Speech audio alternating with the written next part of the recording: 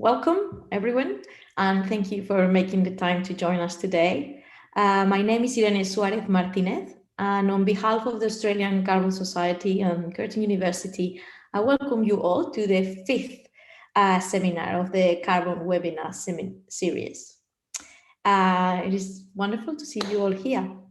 Just a reminder that the seminar is being recorded and it will be uploaded into YouTube afterwards. So please stay muted during the talk. There will be an opportunity to ask questions after the talk. I think we're all probably quite familiar with Zoom, but just in case, on the bottom of the screen, you will find the different buttons to mute and unmute yourself. You can post a question in the chat, either during the talk or at the end of the talk, and we will type it in the screen to ask the speaker. And if you prefer, you could raise your hands to ask the question, and I will call your name after the talk. And today it is my great pleasure to introduce the speaker for this seminar, Professor Mauricio Terrones. Professor Terrones has dedicated his life to carbon materials, and he has multiple patents. He has founded 3 centers in Mexico and in the US. He has numerous prizes that I'm not gonna read. And he's currently the editor-in-chief of the Carbon Journal. One of the things that personally I find most interesting is how he has managed to work in these multidisciplinary collaborations, and how he has joined in the centers that he has led, but also in his papers, physics, chemistry, material science, biology, and engineering. So I'm very much looking forward to hear of how he envisions the carbon science is going and what the future is ahead. So without further ado, if you could share your screen, please, Mauricio. We will talk. Yeah, I will. Thank you very much for the nice introduction, Irene. So let me just, can you see my screen now? Yes, we do. Yeah, perfect. Okay, perfect. Okay, well, thank you very much for the introduction. Thanks very much for giving me the chance to address the speech today. So, I mean, what I wanted to say today is something that maybe some of you don't know, and that's about the history, about great carbon scientists that I have the opportunity to meet and to work with. And I wanted also just to share some of the ideas of or where, I mean, showing you where is carbon science going. So that's the main opportunity, or the main objective of my talk. So this is my group. Currently, we have postdocs, research associates. We have grad students, very good grad students, and then visiting scientists. And these are the current students from different disciplines that include chemistry, physics, material science, engineering, and biology as well. So as Irene mentioned. So, of course, we're going to talk about carbon, and I will go very quickly because I can see most of you know about this element. And we know we have 4 valence electrons in the carbon shells, and you can make different allotropes, and one of them is the graphite, and you can see it's sp2 hybridized carbon, where, you know, every carbon atom is bonded to another 3 carbon atoms, and you have the layers of graphene just stacked and keeping together by van der Waals forces. Then you have diamond, which is it's another beautiful material, and you have every carbon atom is bonded to another 4 carbon atoms, and then you have completely different properties. And again, this is another allotrope of carbon. But I wanted to show you, I mean, things started to move very quickly in terms of nanoscience in the 1985, in the mid 80s. And that was, let me tell you a little bit the story from Harry Kroto that I had the opportunity to meet, and I did my PhD with him. So there are other forms of carbon that started to sparked in the 80s. And the idea was trying to vaporize a graphite target with a laser, trying to break the bonds and try to reconstruct the carbon atoms into new forms of carbon. But the objective was trying to make linear carbon chains that were possible to make in the lab using synthetic chemistry.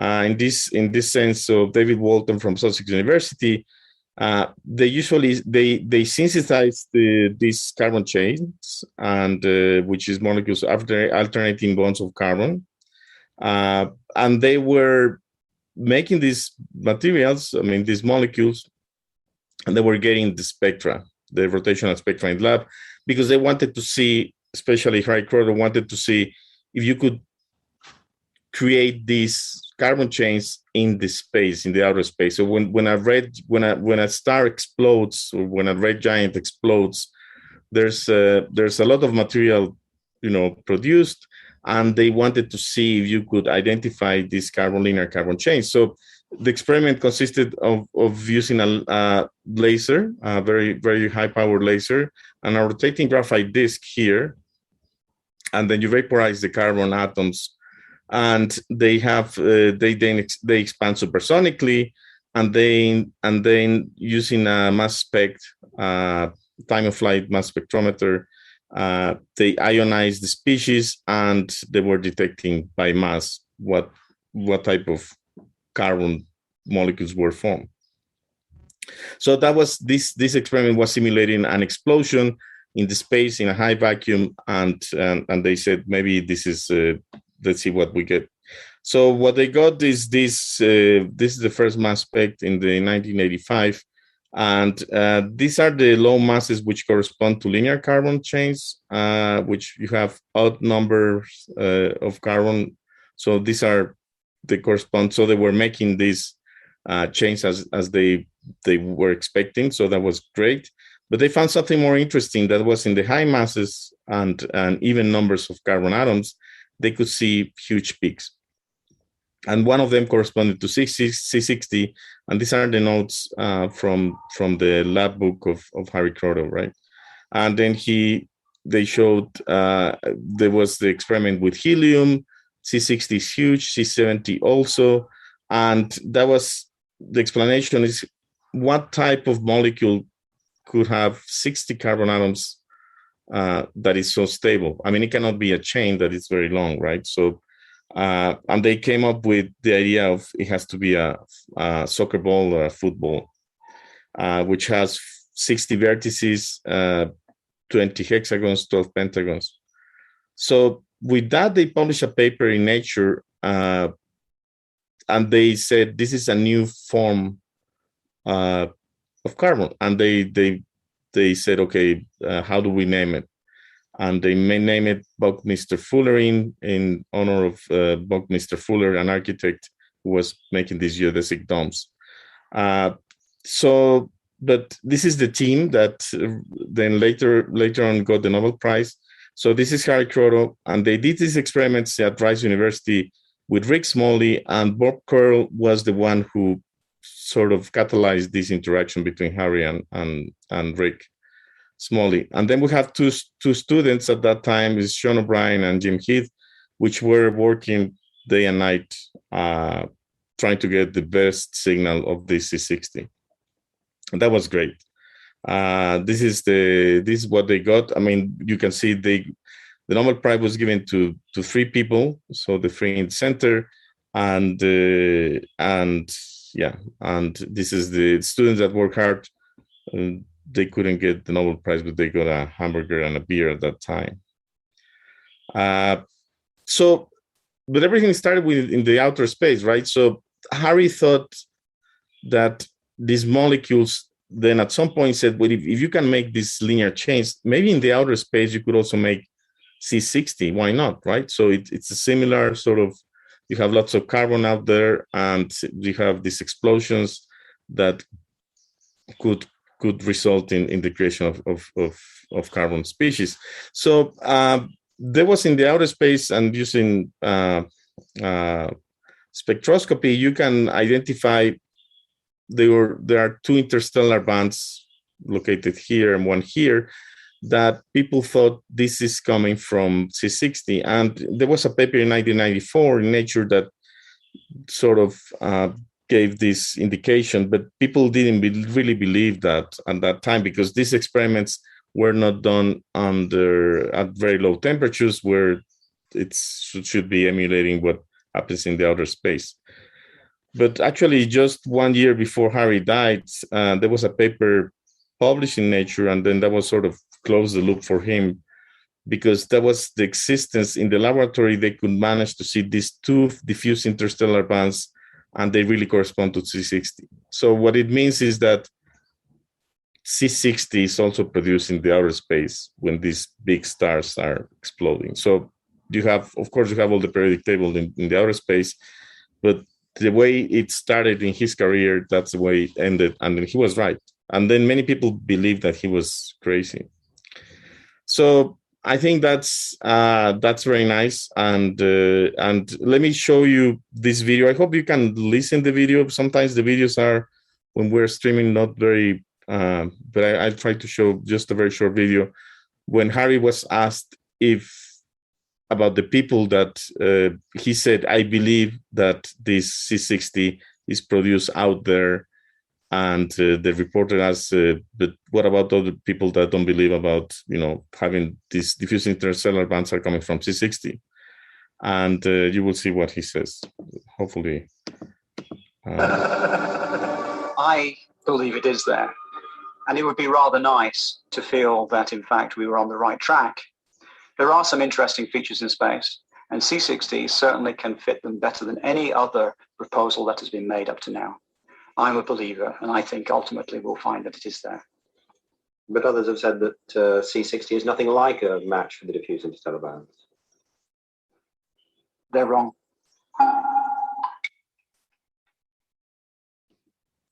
So he said they're wrong, right? So and he was a believer, and in the end he was right. So it was. I think this is a nice story about how things sort of diverted. You try to find something and you find something else, but maybe something more interesting. And for young scientists that are listening, I think this is what is science, what science is all about.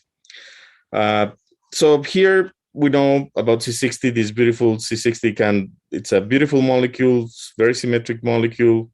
And it has a very nice magenta color when you put it in toluene or in benzene. And it's just started new things. So, but let me tell you a little bit about Harry Kroto's life, because we scientists, we do other things besides science. So that's also some of the interesting things. He was very passionate about graphics and design, and he wanted to become a graphic designer and work as a graphic designer. But he got a position at Sussex University, and he became a scientist, a great scientist. But actually, now that you have in Australia, I think this is a conference. This is a logo that he made for an Australian conference. You can see it here.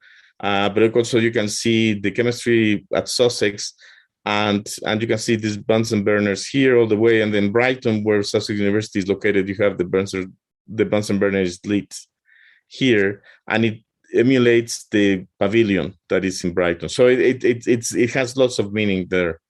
You have all this. He was great in trying to make this logo. So that was his passion. But one of the things also that I learned is that he always welcomed people from diverse fields, diverse countries, and he loved multidisciplinary science. And that's when of course, you can see people from Syria, from Ireland, the UK, Spain, Netherlands, Taiwan, India, and Mexico. That's me when I was very young, when I started my PhD. But I think that's also important, right? You should be open to science, and then learn about everything, especially things that you don't know. This is the picture that was taken after he got the Nobel Prize, and that's a group at that time. So, but the C60 sparked what we call now nanoscience carbon nanoscience, or also nanoscience, because that molecule made people think of, you can make this molecule, maybe you can make other things, other nanostructures as well. And it's beautiful C60 because you can make crystals out of C60, and the fullerenes behave like super atoms, and you have crystalline structure, you can intercalate, but also you can cut the C60 molecules by half, and then you can introduce hexagons and make these hexagonal sort of cylinders, which we call nanotubes, and then you can have them single wall or multi-wall. Then there was another form of carbon in 2004 that was isolated, and that was graphene. So using Scotch tape, you could isolate graphene with layers, and you could measure the properties of graphene. And because of these measurements of the properties, there was another Nobel Prize given to carbon science, to Andrei Gaiman and Kostya Novoselov. So things moved very quickly. And then let me just show you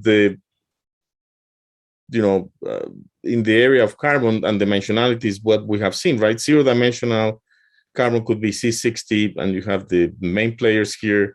You have carbon nanotubes, where you have Millie Dresselhaus, Sumi Juiman, Professor Endo as well.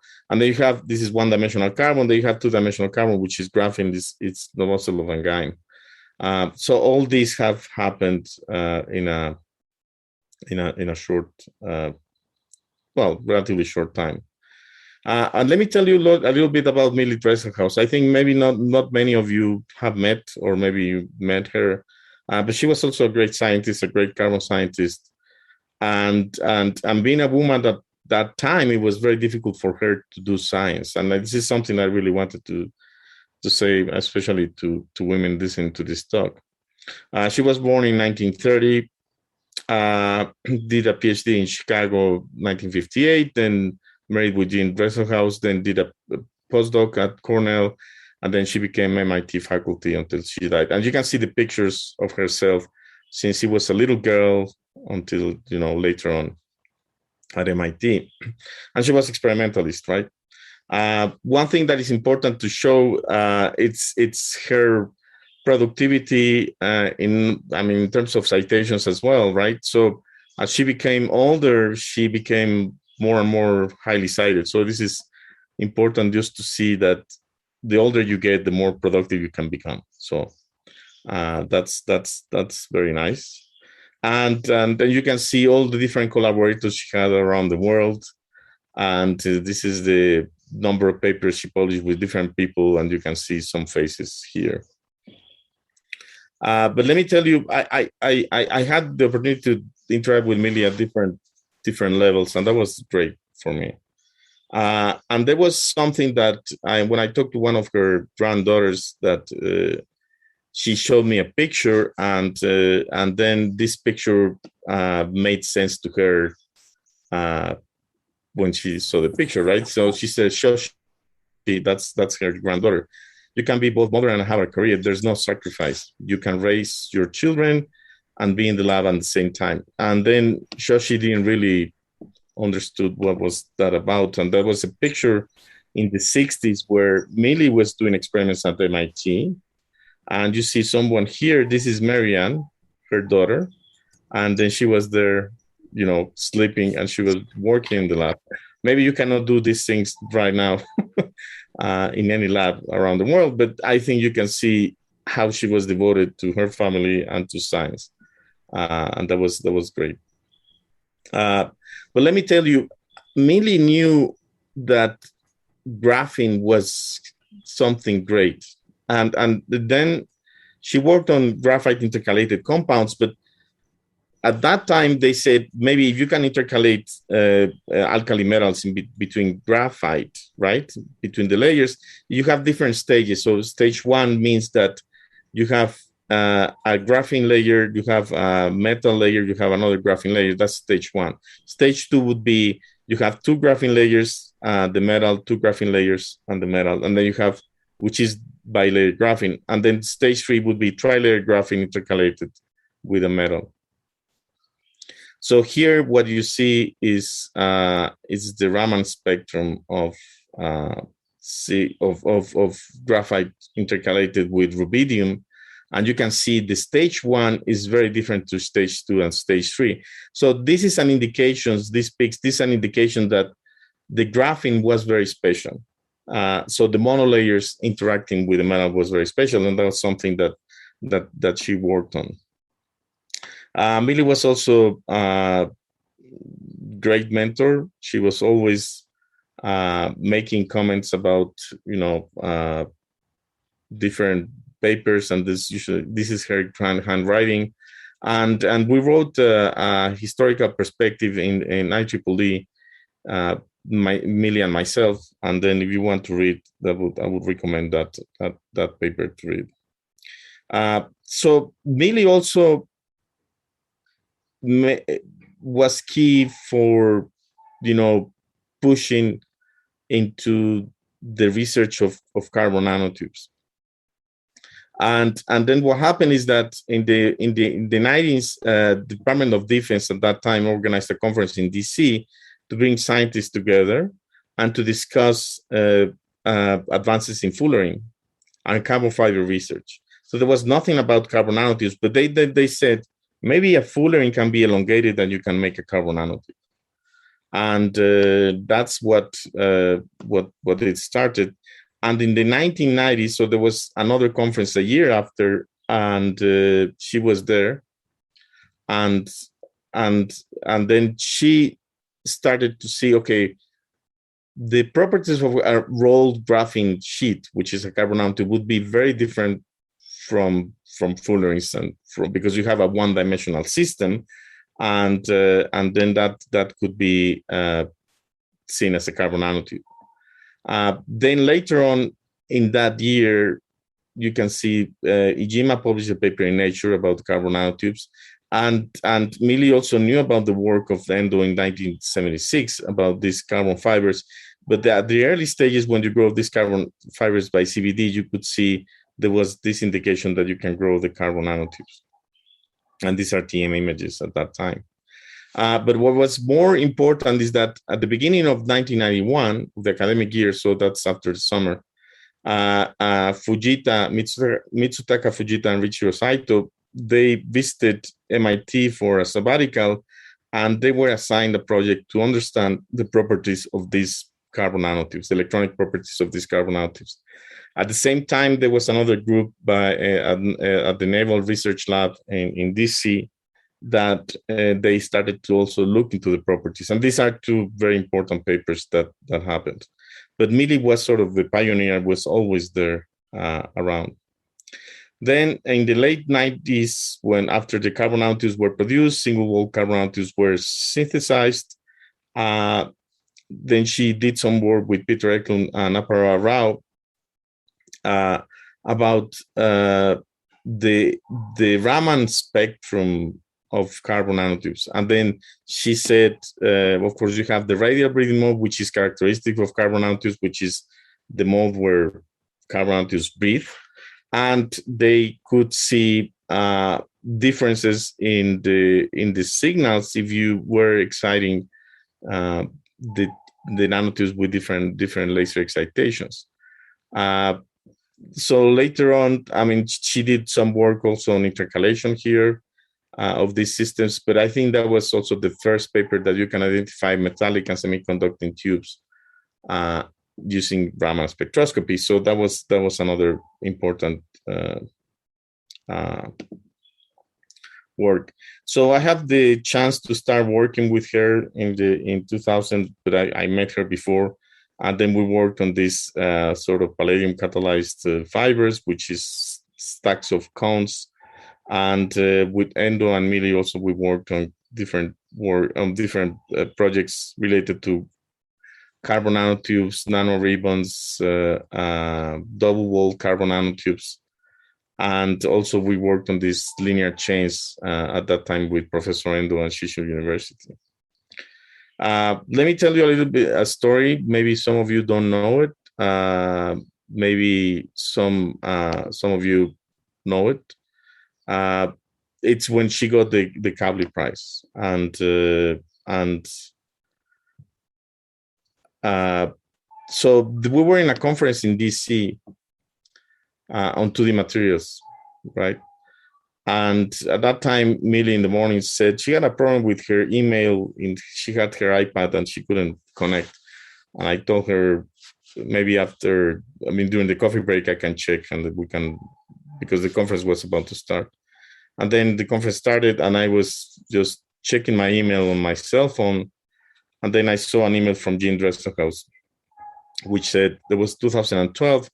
The subject was Millie Prize in Nanoscience. Said, Mauricio, please get Millie to phone Norway immediately. She has been awarded the Nanoscience Prize by the Norwegian Academy of Sciences, worth $1 million.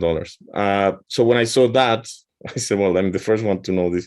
So I was in the middle of the room and it was a small room. And then I had to walk from one side to the other because Millie was on the opposite side. And so I said, maybe should I wait or should I tell her now? She said, no, maybe I tell her now. So in the middle of a talk, I walked through and then I went to Millie and I showed her the iPhone. And she was shocked. And then she said, what should I do? I said, I think we should go outside, Millie, and call. And then we called, of course, and then, the rest of the story is that she was awarded the Kavli Prize. So that day during the conference, the director of the National Science Foundation in the US, Subra Suresh, sort of came to say congratulations, and she had a cake for that prize. And later on, of course, she got it in the fall of that year. And this is when she got it. And this is some of her collaborators. You can see Professor Endo, Jean-Christophe Charlier, Jean-Paul Dissy, Richiro Saito, and Tony Cheatham. So this is Millie and her family during that ceremony. And then what did she do with that money? So she basically, all the Kavli Prize, she decided to donate it to MIT and to establish a fund to support women and young scientists. And this was the first recipient of the award, and you can see, well, she was still alive right at that time. This is pictures of Millie after that during the ceremony. This is Millie in 2004 in Mexico when we organized this Huiming Cheng when he was very young. And this is a conference in 2016. We organized the Carbon Conference at Penn State.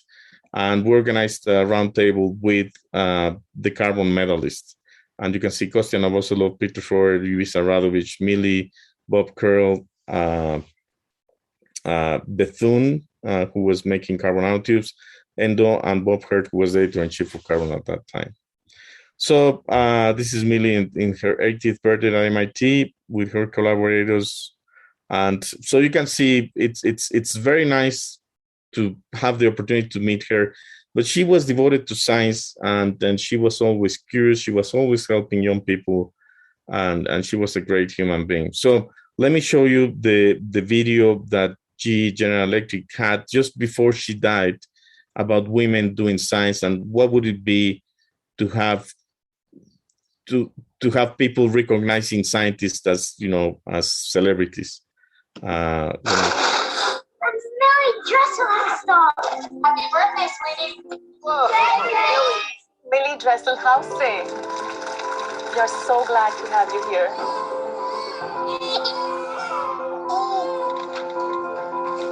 What if we treated great female scientists like they were stars? Une photo avec vous?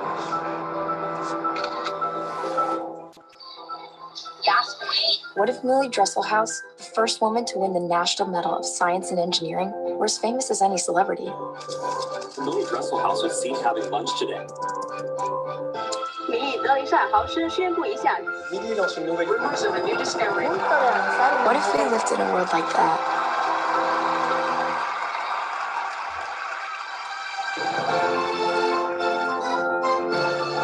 We know a place that's already working on it.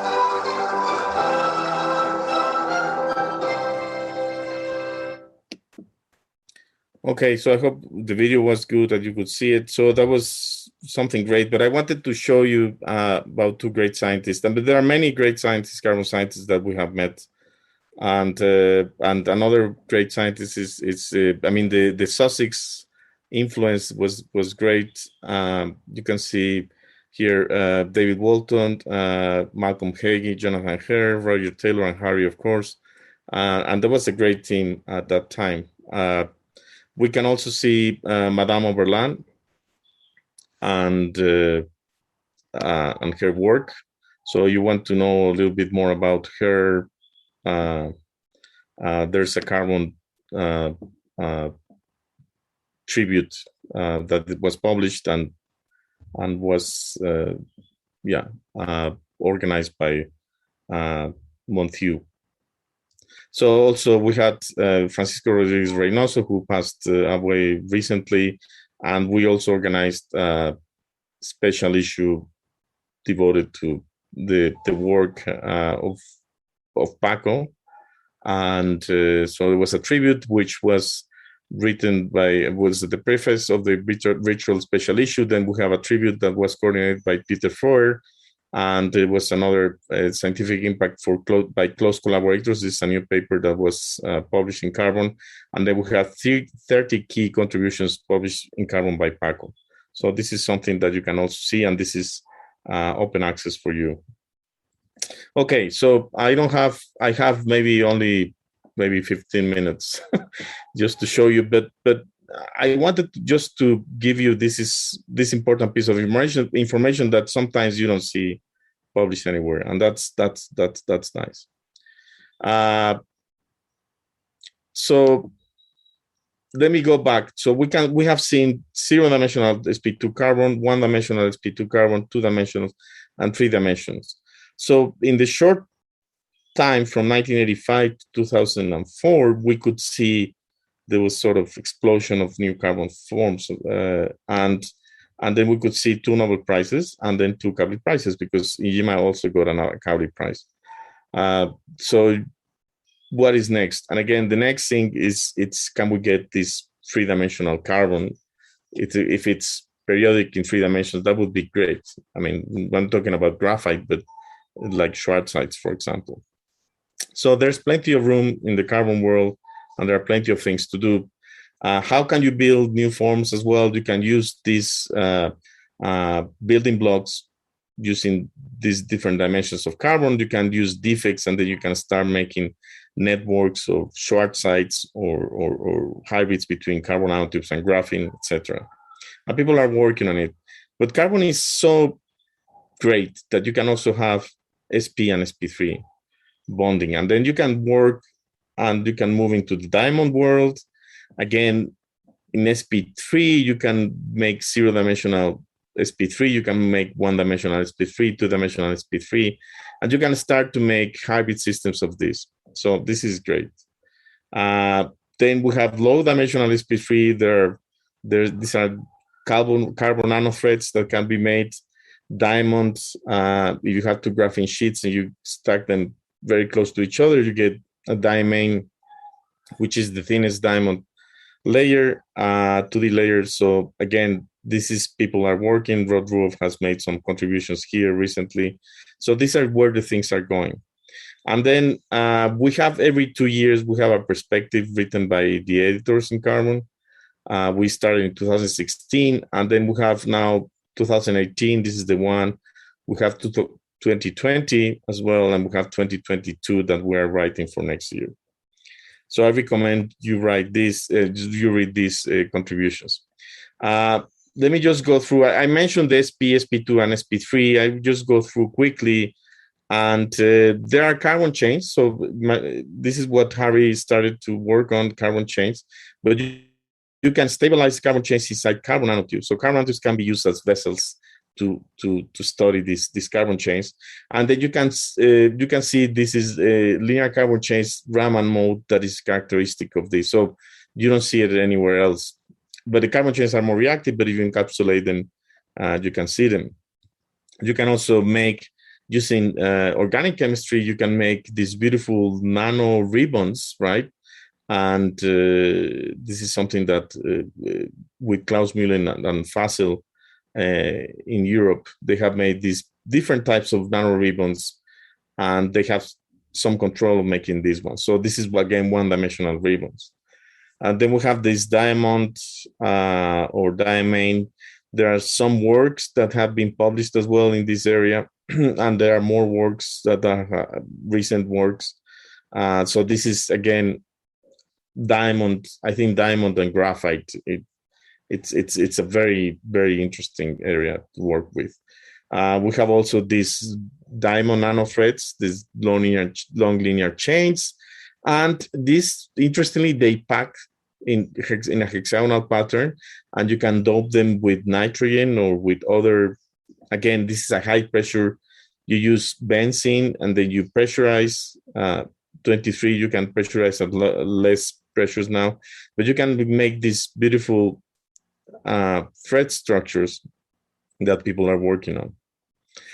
And then we have these three-dimensional graphites that I mentioned. This is, can we make these materials? And this is something that everything is carbon, but in this case, you have octagons and heptagons, and then that provide this negative curvature to the systems. So there's now, the idea would be, can we make an atomic 3D printer, right? Can we do that? If we can do that, then we could make any three-dimensional structure. But the properties of these Schwarzschites are very interesting, even at the micro scale, not even at the nanoscale. And I think it's worth understanding these properties. So if you use graphene oxide, that I don't have time to talk much about, but if you use graphene oxide, which is highly oxidized graphite, which was sort of discovered or first published in the 60s by Boehm and Hoffman, the idea was to intercalate graphite and to exfoliate graphite in order to get these monolayers of graphene. At that time, the chemists wanted to do that. So what we did in collaboration with Yongchen Cheng in China is that you can use this graphene oxide, and then you can, using a solvothermal treatment, you can create these sort of interlinked graphene sheets that are in 3 dimensions, and you make a sponge. And this sponge has very interesting properties because have almost 0 Poisson ratio. When you compress it in one direction, it doesn't expand in the other direction. But I think what is more interesting is that, for example, it can be treated at high temperatures. For instance, it operates at high temperatures as well. This is 900 degrees centigrade, and you can compress and decompress inside the furnace. Of course, not in air because it will disappear, but in an atmosphere, this works. So these are very interesting properties. And for example, you can also, these sponges also, they are compressed, they can be compressed in the presence of liquid nitrogen, so at very low temperatures. So the only thing you have graphene sheets interlinked in 3 dimensions. And the property of this, I think, I don't think there's no other material that can do this. So it can operate at 900 degrees. It can operate at very low temperatures, liquid nitrogen. So I think that's why these 3-dimensional graphenes are very, very interesting. Again, we don't have much control. We would like to have periodicity, crystallinity of this, and this is something that we need to work on. We have also wearable devices using carbon. This was part of one of the perspectives that we wrote. And then we said, okay, carbon materials could be used in biology or in other systems. And one thing that it's, for instance, in terms of carbon nanotubes, is that what is important is how you can, and the charges are important. So if you can, a carbon nanotube, you can have negative charges, right, which is anionic. Then you have a low sort of toxicity. If you have positive charges, cationic, basically it's more harmful, right?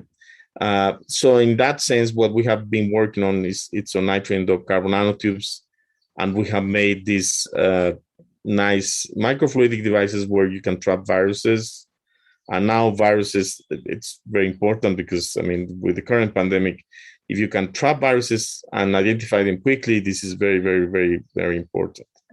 So this is something we have started in 2013, but we managed to make a microfluidic device using nitrogen dope. These are nitrogen dope carbon nanotubes, and we can trap, this is H5N2 viruses that can be trapped by this device, but you can see the interaction of the viruses and the carbon nanotube walls are very strong, and you can see that that these viruses are also viable. You can replicate these viruses because they are intact. We're not using any antibodies. So the nitrogen dope carbon nanotubes, they stick to this nitrogen doped carbon nanotubes, these viruses. So we have developed the next generation of these filters where we can enrich viruses, but now we use Raman spectroscopy, and by using Raman spectroscopy, so you trap them, you have a PDMS, which is it's a polymer that is transparent, and then you shine your laser, you get a Raman signal, and what you can get is a Raman signal from different viruses. We can now identify using machine learning and Raman spectroscopy, we can differentiate between H1N1, H3N2, or influenza B. And you can see these peaks are coming from the surface proteins of the virus, so the functional groups that are characteristic. And using machine learning, you can differentiate between H3N2, H1N1, and influenza B. In a similar way, we can also do it with different coronaviruses, and of course with COVID-19. With COVID-19 as well, with the receptor binding domain of which is this is the spike protein, and then the receptor binding domain is part of the spike, which is called RBD. We can then see, using our devices, we can see the peaks can be enhanced with gold and carbon nanotubes. You can see these peaks coming from characteristics from RBD, and we can differentiate COVID-19 from MERS or SARS-CoV-1. We have made recent work with coronaviruses. You can see the Raman spectrum of a chicken coronavirus, which again is similar to the current coronavirus, but it's easier to do experiments with these ones. So I just wanted to show you different perspectives of the current work that is being happening. I just give you a glance of things that are happening. In our most recent perspective, we are providing some work related to how to use reusable graphene sort of substrates for growing the different materials. There's now a trend of using machine learning now in carbon materials. There's a new virtual special issue that we have in carbon about this topic, so I recommend to read this. We have also carbon materials in catalysis, which are, I think, very, very important. The fact that you have dopants in carbon will make these systems more catalytic effective. And then we have also the electroreduction of CO2 and then making new carbon, solid carbons. We have this heteroatom doping also for catalysis, but also for energy storage is something that is happening currently. And we have many papers on that. And the doping, we have this nitrogen doping. So we can see the trends in biosensors also using carbon. As you can see, when you use different carbon materials, you can see the number of publications, and you can see graphene publications moving along. Okay, so I think quantum dots and biosensing is something that we have lots of papers now on that, and it's a topic of current interest. And I just want to finish my talk with something that happened. This was in 2001. That we organized a workshop in Mexico, in San Luis Potosí, with kids at that time, and we have great time. And then the kids, Gary organized this workshop where he explained the story to kids in a very, very simple way. And then at the end, the kids were making their own fullerenes. And these workshops were very successful. Harry was very successful. We organized a workshop in 2012 at Penn State, and with kids. Actually, this is my son just building his own fullerene. And you can see all the kids now here with his fullerenes in their heads. And I just finished with another video. I hope this can be played. And let me just...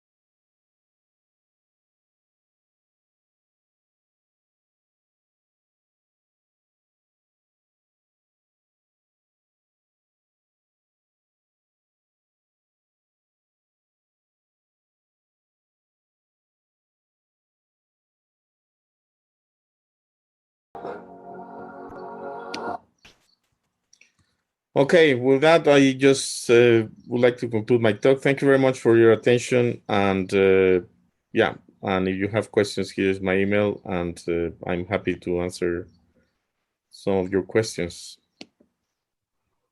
Thank you. That was that was really nice, going through all the history of all the all the people you have worked with through the years. Some of them have left, and you joined quite a few of the talks that have happened before. So if anyone is interested to know more about Paco, the first webinar was by Juan Tascon, and he went through all the scientific works on absorption and carbon materials that Paco did. So that would be, if that's of your interest. And Rodney talked a lot about diamine a few weeks ago too. I don't know if you have any questions, please feel free. You can either type them on the chat, or you can raise your hand, and we can I can call your name, and you can unmute yourself and just ask the question.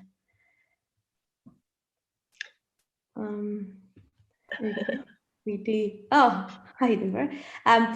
Let's start with Jill, who already he has a question. You want to ask it? Unmute yourself. Good morning. First of all, I would like to thank you the initiative for sharing the knowledge with the carbon community. It is really nice to have Professor Mauricio Terrones on the stage to talk and teach a lot about carbon and carbon-based materials.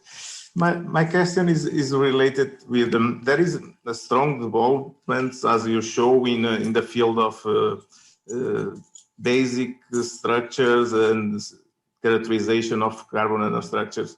But from my point of view, there is a strong gap between the fundamental research and real applications.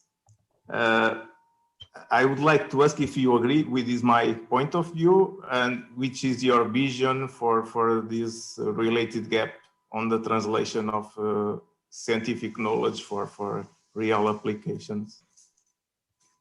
Yeah, that's a very good question. I think the fundamental research is key for developing, products that people could use, or this can be used in the future.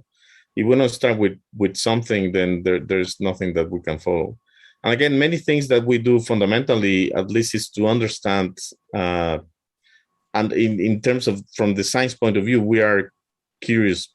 We're scientists. We are very curious by nature, and this curiosity is what is driving us, right, to move forward. So in terms of applications, I think maybe we see more. Maybe we don't see the applications of carbon science, but I think in batteries, the graphite is there. There are some graphite electrodes in lithium-ion batteries that are used. And there are other carbon structures that are are incorporated. There are some dopants that are incorporated. Sometimes you don't see this because it's sort of a patent related, and then companies don't want to share their success with others. And that's one of the things that sometimes is obscure to us, but they are there, right? Carbon fibers have been critical, and at some point, maybe just a few countries decided to work on carbon fibers, but carbon fiber, because they were very expensive. And again, they just kept working, and they can be used, I mean, again, for certain applications. And then you have now carbon fibers in airplanes as well, in composites. So I think it's just a matter of how you see, but I think material sciences and carbon science is very unique, because you can have applications in different fields, especially with carbon. So I think this translation is not easy, and many times things happen that they don't move forward in the industry scale. But there are some things that they move forward and they are great. Again, because for applications in industry, they want to see cost. They want to see, you want to change the production line of something and then put a completely new technology. It's very costly, and it has to be very, very effective and transformational for doing that. So I think it's not easy, but I think we can see some examples. But I think I can see that maybe in biology we will see something soon with carbon materials. But again, it's not easy. Yeah, I agree. Thank you very much. Deborah, you had a question? Yes, thank you very much for a great talk. It's nice to see all those pictures of Millie. Thanks. I understand that there seems to be a drive for getting new carbon structures by assembling the pieces from the ground floor up. However, there is an alternate route of arriving at various carbon structures, especially the three-dimensional ones, by the opposite direction, going from the big to the small. Yeah. And I think that direction should not be neglected. An example of a 3D carbon that's made from, up down, if you like to call it, that's the exfoliated graphite-based flexible graphite, which has been around for decades. And that really, in structure, resembles some of the 3D carbons that's been presented. But it is well established, and it has properties like the resiliency that's similar to what has been presented. I think it would be good to have a broader view of the various types of carbon, including the both directions of getting at that. Yeah, thanks, Deborah. So I think I totally agree with you. I mean, there are top-down and bottom-up approaches, and I showed the bottom-up, but yeah, I think the exfoliation of graphite is another route. And again, I think the key here is once you exfoliate, can you control the interlinking of some of these graphene sheets during the exfoliation, and can you make them stronger, and can you remove all the other contaminants so you have only graphene? I think that's. I mean, you can have like accordions, right? So, and these accordions would be very, very interesting and unique. I totally agree with that. So I'm not. This is this talk is my perspective, and again, this is where I've been working on. But I totally agree that there should be other approaches, and that's why science is transformational, right? Other person has a different approach and gets something even more interesting. So yeah, I'm not saying we should do this or we should do that. I'm just showing some things, and then I think what I want to do is to promote curiosity and new ideas from other people. And I think your approach is completely valid, and I agree with you. Carlos Leon, you have a question? Yes, thank you. And thank you, Mauricio, very interesting lecture. I had a quick question. The structures that you show are very thought-provoking, and the way we're pushing the boundaries of carbon science now is very intriguing and rewarding, actually. But I was wondering, how far away might we be from making a carbon liquid as opposed to these structures where we lock, SPE, SP2, SP3? Can we free the carbons? There's evidence in the literature that carbon liquids can be formed under particular conditions, but I was wondering if, from your perspective, how far away are we from making a carbon liquid where atoms? Yeah, I think liquid carbon it's something that actually, I mean, during the last times I had spoken with Millie, she was interested in liquid carbon. And she said, this is something we should work on. I mean, it's not easy because, I mean, you can see the phase diagram of carbon. I mean, if you can try to work on the liquid sort of phase of carbon and reach there and free structures there, maybe you will get different types of carbon. And she said it's challenging. There are some indications and there are some papers, and again, I think the liquid carbon it's still a challenge, and I'm sure people will work or are working on this. I know some groups are working on it, but it's not easy. But I think it's certainly another route that we should explore. I agree. Very good point. Certainly in the phase diagram in a tricky temperature pressure place. Yeah.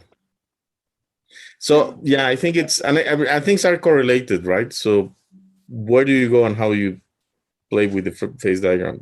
But I think it's dimensions, but there's other dimensions to play with. So that's right. There's a way to go without the extreme. And I think carbon. That's why carbon is so great, right? So yeah, it's very vast. I think we have more ideas than time, but I think we should try. Next generation. I think we are getting to the hour now, so better wrap this up. You were talking about Millie and how she tried to get, she was very successful in getting her family and her science together, and she's certainly an example for a lot of the women in the room. I thought I'd show you, especially now that Deborah is here. This is my Millie doll, which is actually my second one because it's my daughter's favorite one. So I had to do a second one for myself. And she was certainly a role model for everyone, for women and men in science. I want to say thank you very much, Mauricio, for a really, really good talk. The next talk will be by Professor Jodie Bradby from the Australian National University, and actually getting on the phase diagram, getting on what pressure does. So we will be looking at materials under pressure. That will be in the 11th of August or the 12th of August, depending on where you are living at the moment.